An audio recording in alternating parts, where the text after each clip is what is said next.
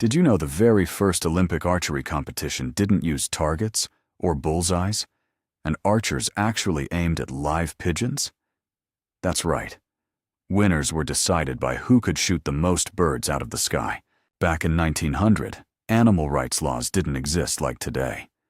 So, at the Paris Olympics, organizers released hundreds of pigeons for archers to shoot, turning the event into a mix of sport and live hunt. This meant more than 300 birds were killed during that single Olympic event. After public outrage and a messy field, officials never used live animals again, switching to safer, inanimate targets for later archery competitions. Here's a bonus.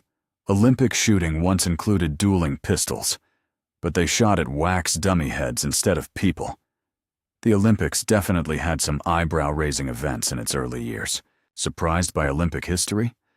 Hit subscribe and share this video for more mind-bending facts, guaranteed to spark curiosity every single day.